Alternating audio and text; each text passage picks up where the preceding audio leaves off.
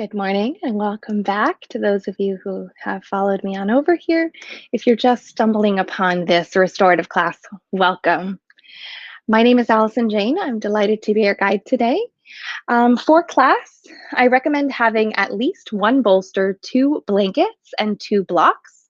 If you have 2 bolsters, please go ahead and use them. If you have more blankets, more blocks, it's all good in the restorative world, right? The more props, the better. So let me make sure that everyone can hear me here. Looks like, there we are. So can I just get a thumbs up in the chat if you can hear me?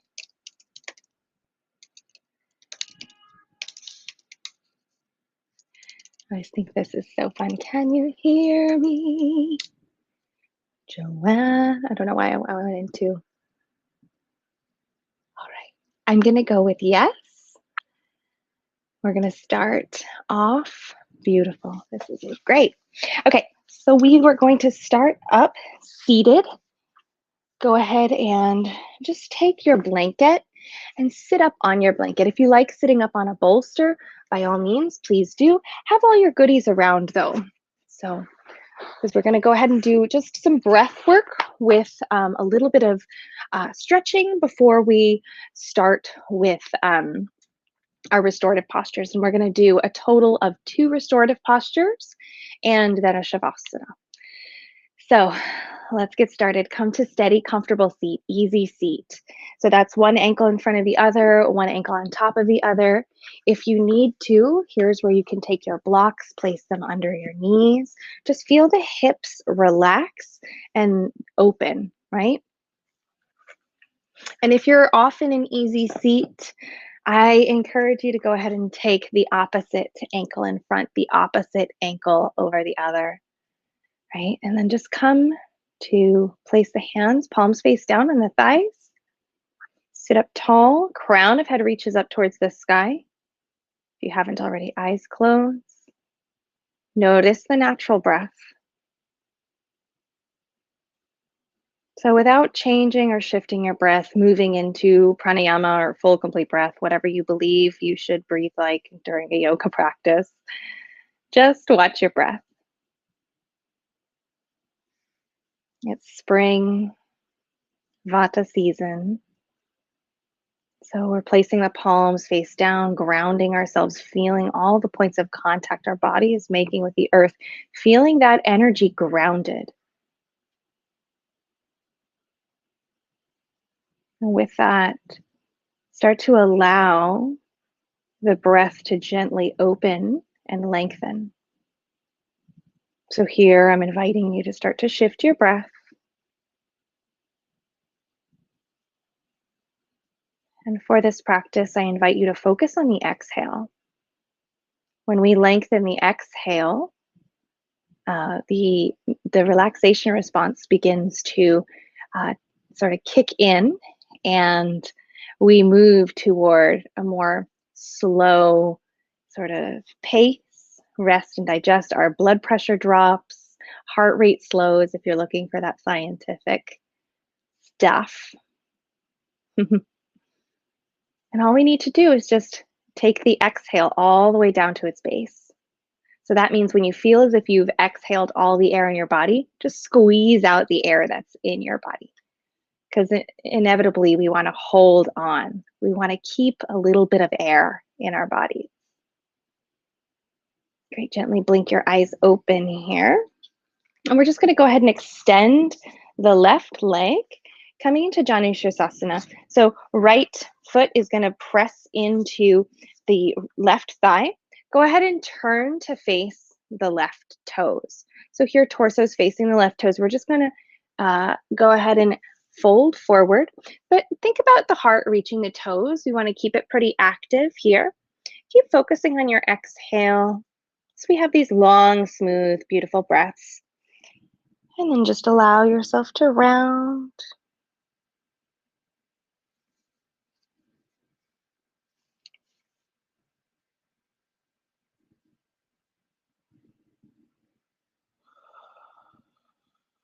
And if the mind here feels like it's spinning around or wanting to plan or do, gently come back to the breath.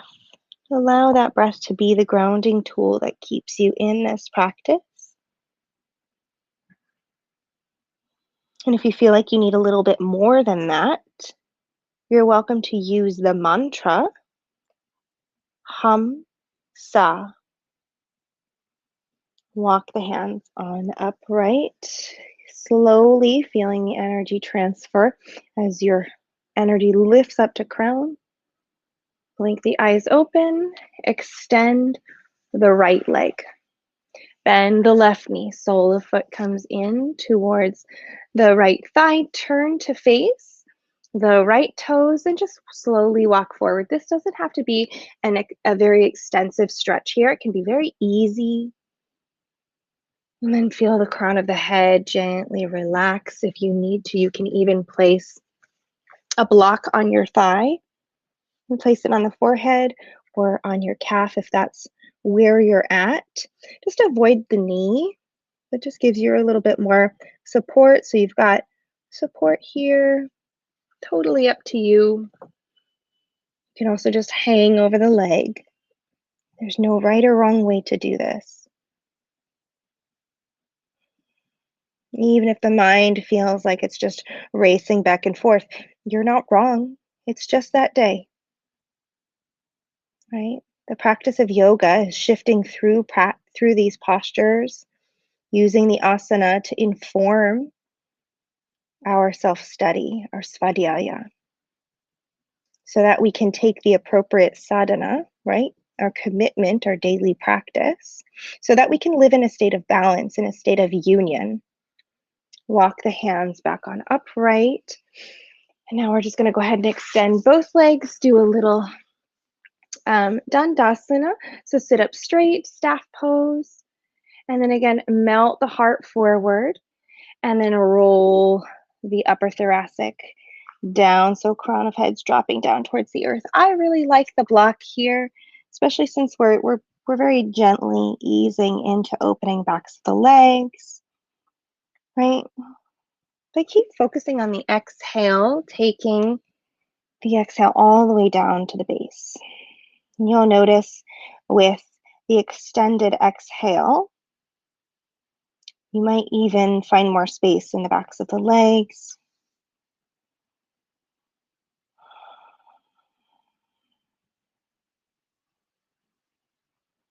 And try not to let the ego get associated or intertwined with your flexibility or lack thereof. Everything's in flux, everything's in flow, changing, shifting as we move the body, we challenge the body. It rearranges to care for us, but then we have to do something different, right? Walk the hands back up the thighs. Excellent. We're going to go ahead and set up for our restorative postures. So we're going to do one big setup so that we can do two different postures from this setup because this is a short little class. So we're going to use our blocks to create a T. So for those of you who are very familiar with restorative, we're going to come to Supta Baddha Konasana and then allow ourselves to have the legs up as well. So perhaps you know this posture. And here we're just making a support with our blocks so that we can lean our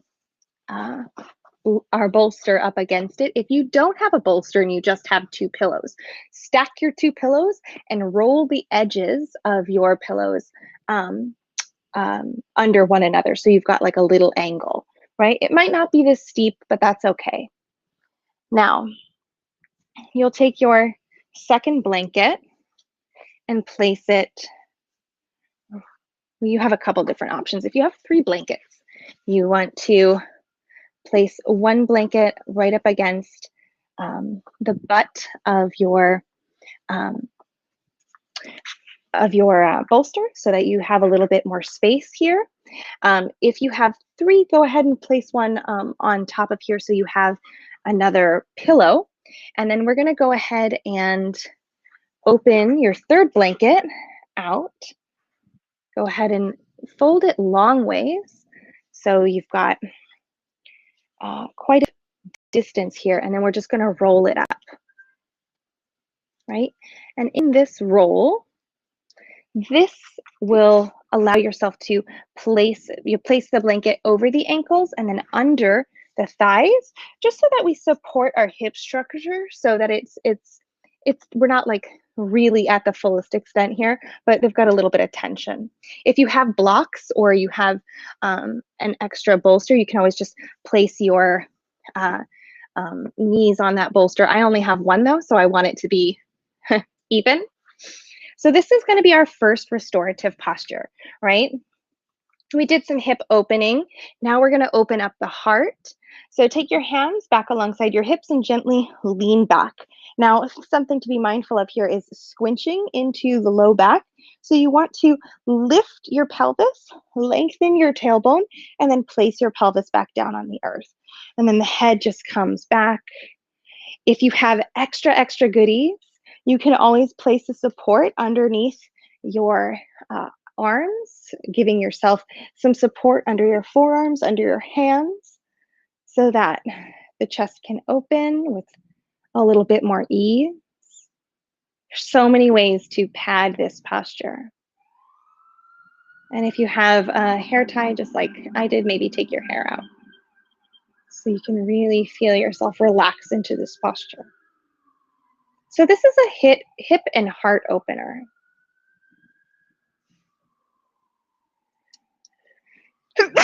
Excuse me. Springtime means allergy season for me. But once you've arranged yourself in this posture, I invite you to scan the body. So what that means is simply take your mind's eye and just glide it over your entire body, from the crown of the head, down through the neck, down through the shoulders, elbows, hands, and what we're looking for is tension. And we're just simply inviting that tension to release, asking even the heart to soften, the belly to soften, hips, butt, thighs, knees. Just allow yourself to notice. I mean, we carry tension in some of the strangest places too. Sometimes we carry tension in our right butt cheek, in our jaw, scalp. You know, we definitely squinch the forehead. So just invite that tension to release. And wherever you find it, it's not like, oh no, I have tension in my big toe. It's just like, oh, how cute. I'm tensing my big toe. Just allow yourself to soften. And there's nothing you need to do to soften. You simply just bring that invitation to the body, and that's it. The body's intelligence will take care of you. I'm just going to allow you to come back to your breath. Notice if you're still sticking with that long, smooth breath, that hum-sa kriya.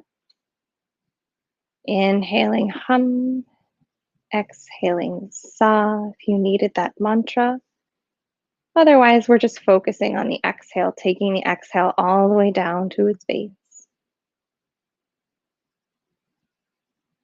And I'm going to give you a few moments just to be here and be quiet. These restorative postures are about release.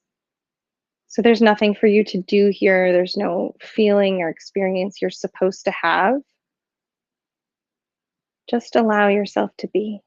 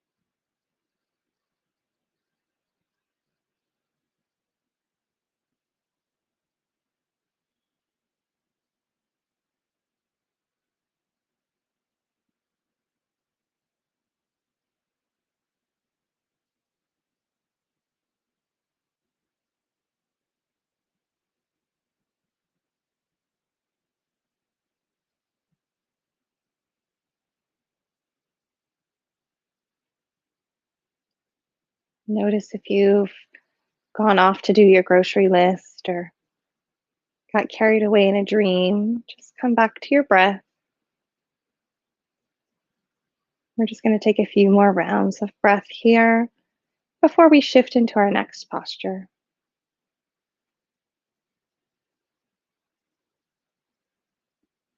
And if for whatever reason you did get carried away into your dream world or into your list of things to do, there's nothing wrong with that.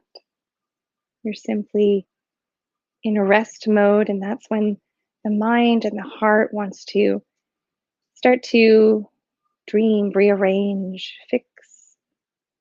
So the body is quiet. The heart and the mind might feel a little more active, and that's okay. Just keep coming back to the breath like you're training a little puppy, right? Just as we keep coming back. Start to wiggle your fingers and toes.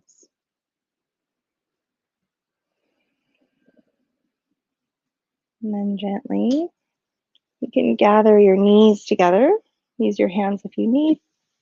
We're going to roll over onto one side, being mindful that you're on a bolster or on a pillow. You can take your arm alongside you. So it's like just a little fetal position, but up on your bolster. We want to lazily come up, right? We don't want to speed up into the world. We want to keep this slow pace. That's what restorative's all about. It's about slowing down the pace of asana so we can really sink in. Press yourself on upright, keeping the head heavy. The last thing to come on up. Maybe you even feel that energy just ascend towards crown. Beautiful. We're going to keep this shape.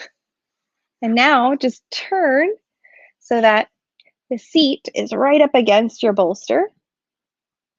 And we're going to, before we lie back, I invite you to undo the blanket that was around your ankles. And we're going to go ahead and make that a little pillow. So it should just be a simple fold.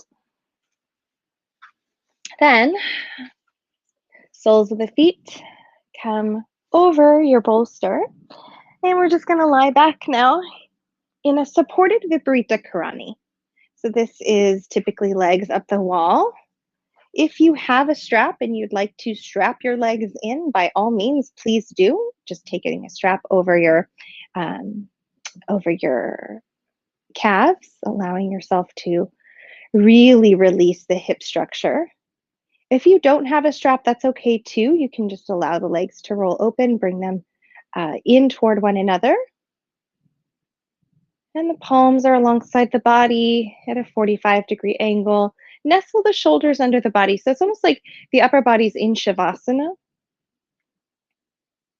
So this is a very nice slight incline here. Taking the hips higher than the heart actually lowers the blood pressure. So here we're moving into a deeper state of relaxation, physically stimulating that relaxation once more. Inhaling through the nose, exhale fully, taking the navel all the way down to the spine.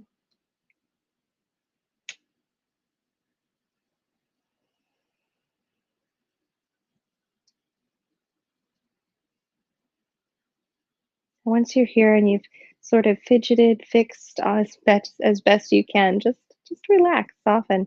Once more, scan the body from crown to base. You're even welcome to scan from base to crown, whatever feels more available to you.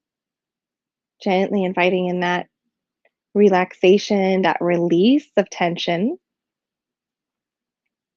Maybe you release tension in your knees, elbows, shoulders. Everyone's different. We all carry tension in different ways.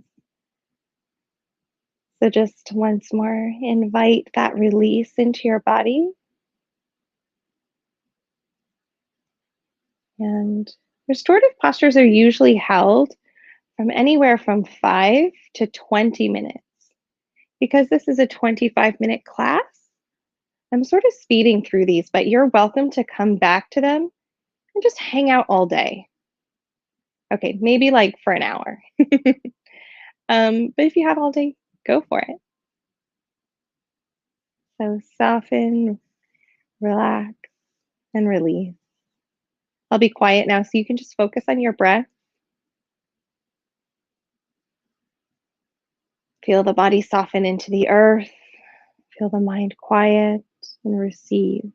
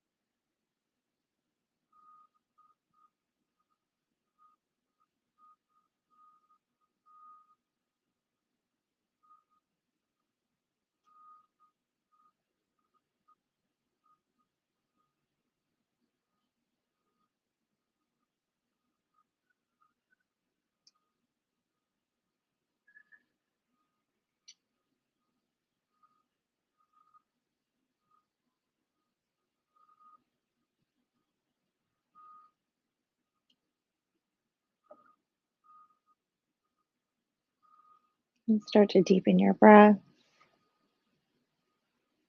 Now we have a couple of options.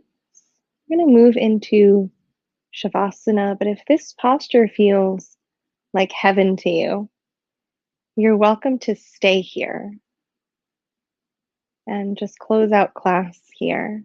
I know I could stay here for the rest of the day.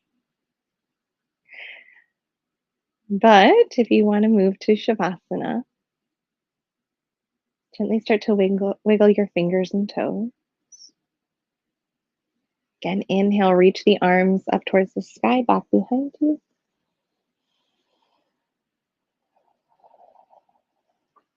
Now, why would we move to Shavasana if this felt like heaven? Shavasana is sort of what I like to think of it as the great leveler.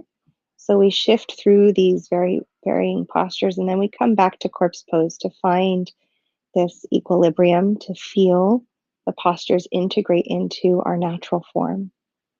So it's up to you. That's the benefit of moving through Shavasana. But again, if you really just feel like this is right for you, stay here. There's no wrong answer. Just do a short Shavasana before you move on to the rest of the day. Soles of the feet come to your bolster, and we're just gonna shift the hips over and roll over onto one side. Coming into that fetal position once more. Slowly, slowly, slowly.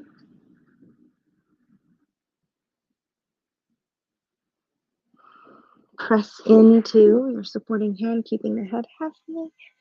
Head's the last thing to come on up. And keeping that quietness, that slow movement, just move your bolster off to one side, blocks off to one side. And you can Take your blanket, move that off to one side. You are welcome to keep a pillow under your head, but I like to come all the way down to the natural base. So just you and your mat. Legs roll open, feel flesh of the butt support the hip structure. Arms are at a 45-degree angle. Nestle the shoulders underneath the body, reaching the sternum up towards the sky as you lower on down. Head is evenly balanced. Feel that occipital bone pressing into the earth.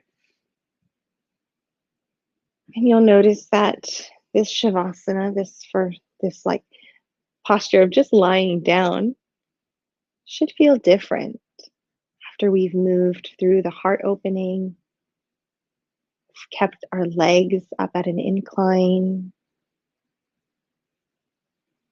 Just notice the feeling, notice the shifts. Then once more scan the body. Notice where we're holding tension even in this posture. Allow yourself to release that tension.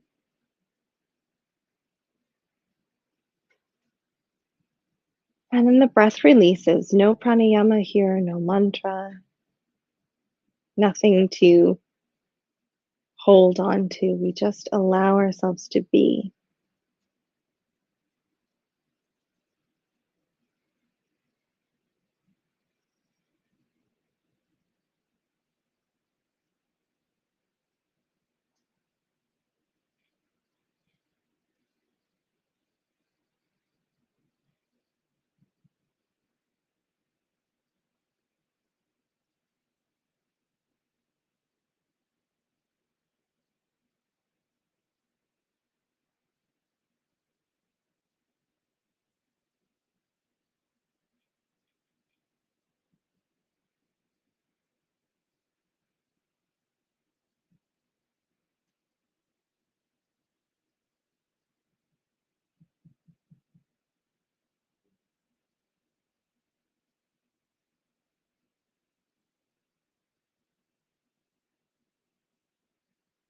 All right, and gently start to wiggle your fingers and toes. Again, you can stay here as long as you like. Inhale, reach the arms up and back if you want to close class with me. Bend the knees, soles of the feet come to the earth, and then we roll over onto one side. Press yourself on upright, coming to an upright position. Steady, comfortable seat. And here, just bring the palms to touch in front of heart center. Thank you so much for allowing me to guide you through this practice. Namaste.